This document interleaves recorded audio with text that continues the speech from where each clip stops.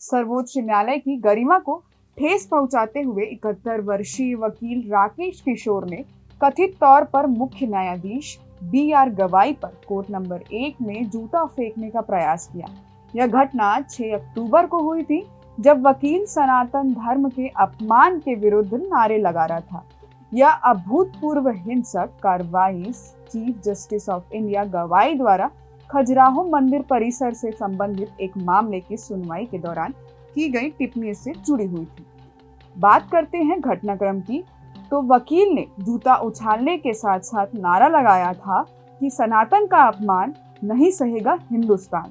इस पर chief justice of India गवाई ने प्रतिक्रिया देते हुए असाधारणता से शालीनता और संयम का प्रदर्शन किया और अपना न्याय कार्य जारी रखा। उन्होंने कहा कि इन बातों से विचलित मत होइए, हम विचलित नहीं हैं। इन बातों का मुझ पर कोई असर नहीं पड़ता है। सबसे महत्वपूर्ण बात यह रही कि उन्होंने वकील के खिलाफ शिकायत दर्ज करने से भी इनकार कर दिया, जिसके कारण पुलिस ने 3 घंटे के पूछताछ के बाद हमलावर को रिहा कर दिया। पुलिस को राकेश किशोर के पास एक नोट मिला जिसमें लिखा था, मेरा संदेश है हर सनातनी के लिए, सनातन धर्म का अपमान नहीं सहेगा हिंदुस्तान।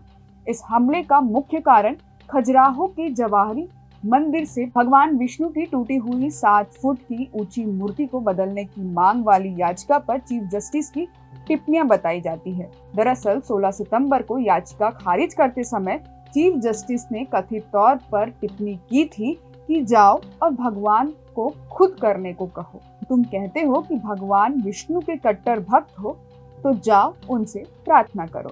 हालांकि याचिका खारिज करने का मुख्य कानूनी कारण यह था कि मंदिर एक भारतीय पुरातत्व सर्वेक्षण संरक्षित स्मारक है और संरक्षित ढांचों को बदलाव करना नियमों के विरुद्ध है। न्यायालय ने यह भी कहा था कि भक्त पूजा करने के लिए दूसरे मंदिर जा सकते हैं।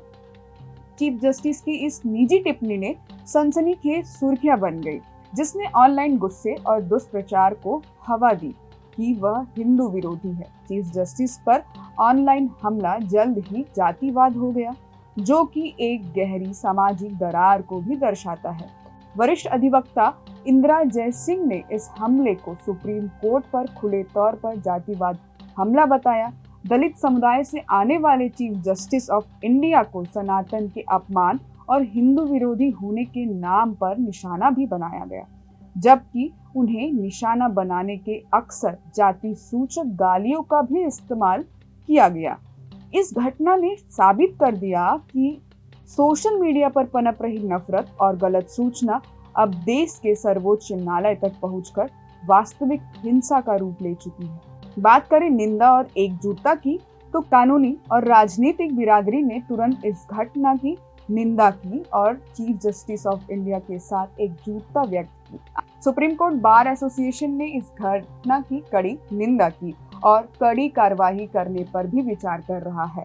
सॉलिसिटर जनरल तुषार मेहता और वरिष्ठ अधिवक्ता कपिल सिब्बल सहित कई वकीलों ने चीफ जस्टिस ऑफ इंडिया के साथ एकजुटता व्यक्त करते हुए एंटी सोशल मीडिया के न्यायपालिका पर पड़ने वाले हानिकारक प्रभाव पर चिंता व्यक्त की है। वहीं मल्लिकार्जुन खड़गे और सुप्रिया श्रीनेत जैसे नेताओं ने आक्रोश व्यक्त करते हुए इसे संविधान की रक्षा करने वाले चीफ जस्टिस ऑफ इंडिया को डराने की कोशिश और धार्मिक कट्टरता से प्रेरित पागलपन बताया है। वहीं चीफ जस्टिस ऑफ इंडिया गवाही पर यह हुआ हमला इस बात का दुखद परिणाम है कि धार्मिक उन्माद, जो कि अनियंत्रित ऑनलाइन नफरत और गलत सूचना से प्रेरित है, लोकतांत्रिक संस्थानों की पवित्रता को कैसे नष्ट कर सकता है और न्यायिक स्वतंत्रता को खतरे में डाल सकता है। यह घटना यह भी दर्शाता है कि समाज में धार्मिक भावना और जातिगत द्वेष की लहर कितनी गहराई तक फैल चुकी है, जिसके खिलाफ एक मजबूत प्रतिरोध आवश्यक है।